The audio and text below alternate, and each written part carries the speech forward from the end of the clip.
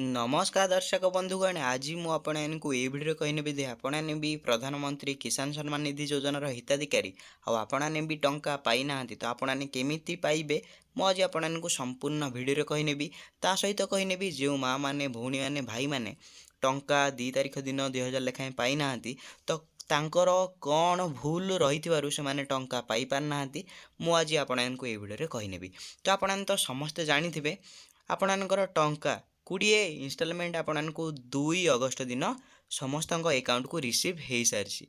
तो मुझे स्क्रीनशॉट देखदेवी मोर दादांकर जड़े सी जड़े पीएम किसान हिताधिकारी अकाउंट को आसी सारी मुझे स्क्रीनशॉट देखदेवी सहित मुझे कही नौ लोक मानकर कौन भूल बहुत रोथु टंका मिल पारना सहित सब डिटेल कहि। तो आपने वीडियो को प्रथम शेष देखूँ आपने जब टंका पाँच आपने वीडियो को शेष देखूँ आपने जमी टंका केबी आपंकर पेंडिंग रही आपने ये वीडियो देखी सारापर आप टंका पेंडिंग केबे रही ना आपने सठिक डेट्रे सठिक दिन आपने टंका पाइपर।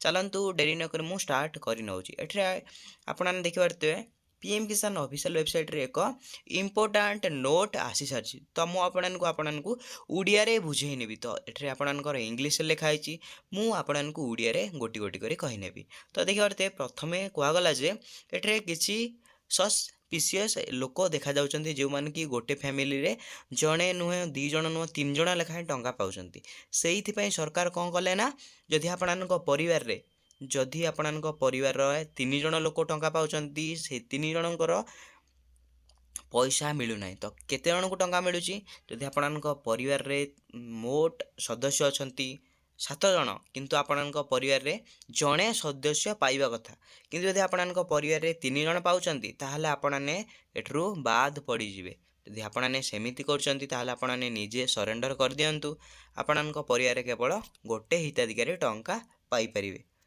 तो क्लीयर है आपने सहित कौन रोचे मुझे कही नौ जदि आपणकर लैंड ओनरशिप आपने 1/2/2019 रे आपणकर नारे करने टंका पाइबे नहीं।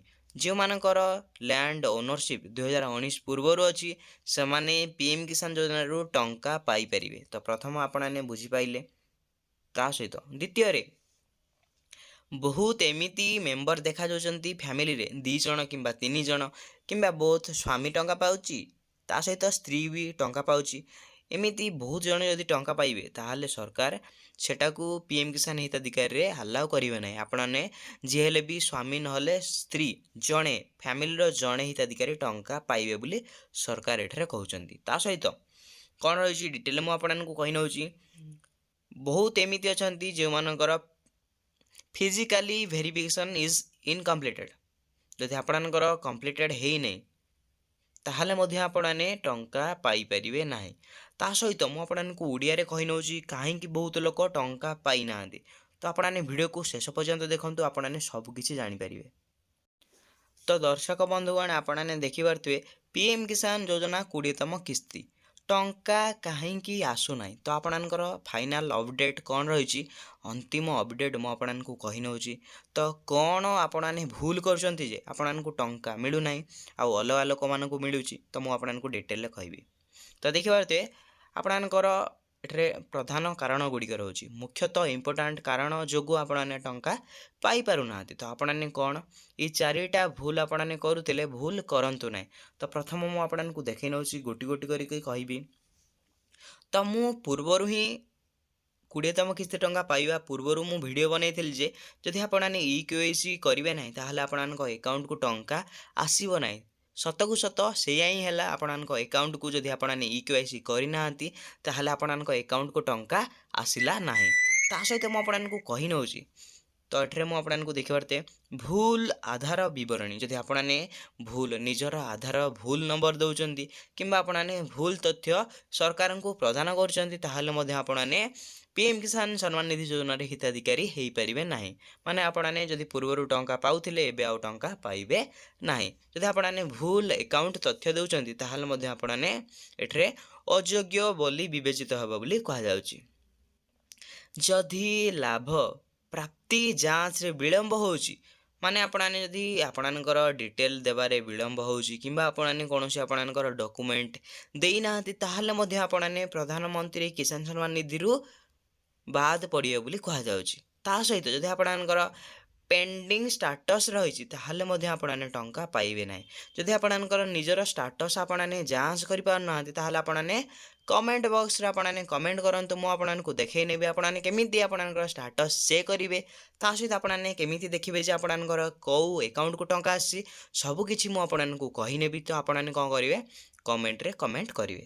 ତା ସହିତ ଇଏ ଥିଲା 4ଟା ମୁଖ୍ୟ କାରଣ ତ ଯେଉଁଥିପାଇଁ ଆପଣଙ୍କୁ ଟଙ୍କା ମିଳୁନାହିଁ। ତା ସହିତ ଆଗକୁ ବଢ଼ିବା ମୁଁ ଆପଣଙ୍କୁ କହିନେଉଛି ଆପଣମାନେ କ'ଣ ଚେକ୍ କରିବେ। ତ ମୁଖ୍ୟ କାରଣ ହେଲା ଆପଣମାନେ ଏଇ ଜିନିଷ ଗୁଡ଼ାକ ଚେକ୍ କରିବେ।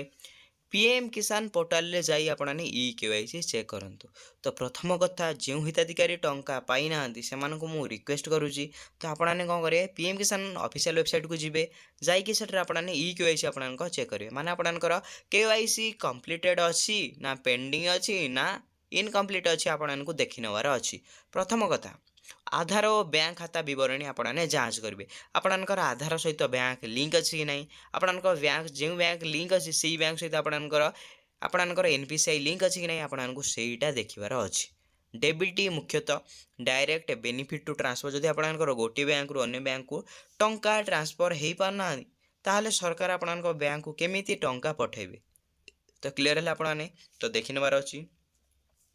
ଥାର୍ଡ଼ରେ ଆପଣଙ୍କ ଗ୍ରାମ କିମ୍ବା ବ୍ଲକ ଅଫିସରେ ଯାଇ ସହଯୋଗ ନିଅନ୍ତୁ। ଯଦି ତାପରେ ବି ଆପଣଙ୍କ ଦୁଇଟା ଜିନିଷ ଚେକ୍ କରିସାରିଲା ପରେ ବି ଯଦି ଆପଣଙ୍କର ଏଇ ଦୁଇଟା ଜିନିଷ ଓକେ ରହୁଛି ମୁଁ ଆପଣଙ୍କୁ କହିନେଉଛି। ପ୍ରଥମରେ ଆପଣଙ୍କର KYC ଓକେ ଅଛି, ଦ୍ୱିତୀୟରେ ଆପଣଙ୍କର ଆଧାର ଆଉ ବ୍ୟାଙ୍କ ଲିଙ୍କ୍ ଅଛି, ବ୍ୟାଙ୍କରେ ସେଇ ଡେବିଟ୍ ଲିଙ୍କ୍ ଅଛି ଯେଉଁଟା ଆପଣଙ୍କ ଆଧାରରେ ଲିଙ୍କ୍ ଅଛି ସେଇ ବ୍ୟାଙ୍କ। ଥାର୍ଡ଼ରେ ଆପଣଙ୍କୁ ଏଇ ଦୁଇଟା ଜିନିଷ ଠିକ୍ ହୋଇସାରିଲା ପରେ ଯଦି ଆପଣଙ୍କୁ ତଥାପି ଟଙ୍କା ମିଳୁନାହିଁ ତ ଆପଣଙ୍କର ଗ୍ରାମରେ କିମ୍ବା ବ୍ଲକ ଅଫିସରେ ଯାଇ ସହଯୋଗ ନିଅନ୍ତୁ। ଯଦି ଆପଣଙ୍କର ନିଜ ଗ୍ରାମ ଗୋଟେ ବ୍ଲକ ହେଇଥିବ ତ ଆପଣଙ୍କ ପାଇଁ ତ ଖୁସି କଥା, ଆପଣମାନେ ସେଇ ନିଜ ଗ୍ରାମକୁ ଯାଇକି ଅଫିସକୁ ତ ଆପଣମାନେ ସହଯୋଗ ନେଇପାରିବେ। ଯଦି ଆପଣଙ୍କର ଗ୍ରାମରେ ବ୍ଲକ ନାହିଁ ତ ଆପଣଙ୍କ ନିଜ ବ୍ଲକକୁ ଯାଇକି ଅଫିସରେ ସହଯୋଗ ନେବେ। ଆପଣଙ୍କୁ କାହିଁକି ଟଙ୍କା ମିଳୁନାହିଁ ତାର କାରଣ ଅଫିସରଙ୍କୁ ପଚାରିବେ। ତ ଆପଣମାନେ କ୍ଲିୟର ହେଲେ। ତା ସହିତ କ'ଣ ରହୁଛି ମୁଁ ଆପଣଙ୍କୁ ଡିଟେଲରେ କହିନେଉଛି। ଆପଣଙ୍କର ଫାଇନାଲ କଥା ତ ମୁଁ ଆପଣଙ୍କୁ କହିନେଉଛି। ତ ଫାଇନାଲ କ'ଣ ରହୁଛି ସମସ୍ତ ଯୋଗ୍ୟ କୃଷକଙ୍କୁ ଟଙ୍କା ଦିଆଯିବ। ତ ସରକାରଙ୍କର ଫାଇନାଲ କଥା କ'ଣ ରହିଲା ଯଦି ଆପଣମାନେ ଯୋଗ୍ୟ ହୋଇଥିବେ, ଆପଣମାନେ କିଛି ବି ଭୁଲ କାମ କରୁନଥିବେ, କିଛି ବି ଆପଣଙ୍କର ଡକୁମେଣ୍ଟ କିଛି ବି ମିସ୍ କରିନଥିବେ, ଆପଣମାନେ ସବୁ ସଠିକ୍ ତଥ୍ୟ ସରକାରଙ୍କୁ ପ୍ରଦାନ କରିଥିବେ, କିଛି ବି ଭୁଲ ତଥ୍ୟ ଆପଣମାନେ ଦେଇନଥିବେ ତାହେଲେ ଆପଣଙ୍କୁ ସମସ୍ତ ଯୋଗ୍ୟ କୃଷକଙ୍କୁ ଟଙ୍କା ଦିଆଯିବ ବୋଲି କୁହାଯାଉଛି। ଯଦି ଆପଣଙ୍କୁ ଟଙ୍କା ମିଳିନାହିଁ ତ ଆପଣମାନେ କ'ଣ କରିବେ ବହୁତ ଲୋକମାନଙ୍କର କମେଣ୍ଟ ଏଇଆ ବି ଭାଇ ମୋତେ ଏପର୍ଯ୍ୟନ୍ତ ଟଙ୍କା ମିଳିନାହିଁ। ତ ଆପଣମାନେ କ'ଣ କରିବେ ଦେଖିପାରୁଥିବେ। ତେବେ ଉପରୋକ୍ତ ଉପରେ ଦିଆଯାଇଥିବା କାରଣକୁ ଆପଣମାନେ ଯାଞ୍ଚ କରନ୍ତୁ ଓ ନିଜେ ସମାଧାନ କରନ୍ତୁ। ଯଦି ଆପଣମାନେ ତଥାପି ଆପଣଙ୍କ ସମାଧାନ ହେଉନାହିଁ ତ ଆପଣମାନେ କମେଣ୍ଟ ବକ୍ସରେ କମେଣ୍ଟ କରିବେ ଭାଇ ଆମକୁ ଏପର୍ଯ୍ୟନ୍ତ କେବେ ବି ଟଙ୍କା ମିଳିନାହିଁ। ଯଦି ଆପଣଙ୍କୁ ଗୋଟେ ଦୁଇଟା କିସ୍ତି ମିଳିଛି ତାହା ମଧ୍ୟ ଆପଣମାନେ କହିବେ। ମୁଁ ଆପଣଙ୍କର ଷ୍ଟାଟିଷ୍ଟିକ୍କୁ ନିଜେ ଯାଞ୍ଚ କରିବି। ଯାଞ୍ଚ କରିସାରିଲା ପରେ ମୁଁ ଆପଣଙ୍କୁ କହିବି ଆପଣଙ୍କର ଭୁଲ କେଉଁଠି ରହିଛି। ଯଦି ଆପଣଙ୍କୁ ଭିଡ଼ିଓଟି ଭଲ ଲାଗୁଛି ତାହେଲେ ଆପଣମାନେ କ'ଣ କରିବେ ଭିଡ଼ିଓକୁ ଲାଇକ୍ କରିବେ। ଚ୍ୟାନେଲରେ ଆପଣମାନେ ନୂଆ ଆସିଥିଲେ ଚ୍ୟାନେଲକୁ ସବସ୍କ୍ରାଇବ୍ କରିକି ବେଲ୍ ଆଇକନ୍କୁ ଅଲ୍ ପେ ପ୍ରେସ୍ କରିଦେବେ। ଭିଡ଼ିଓଟି ମୁଁ ଏଇଠି ଏଣ୍ଡ କରିନେଉଛି। ଜୟ ଜଗନ୍ନାଥ।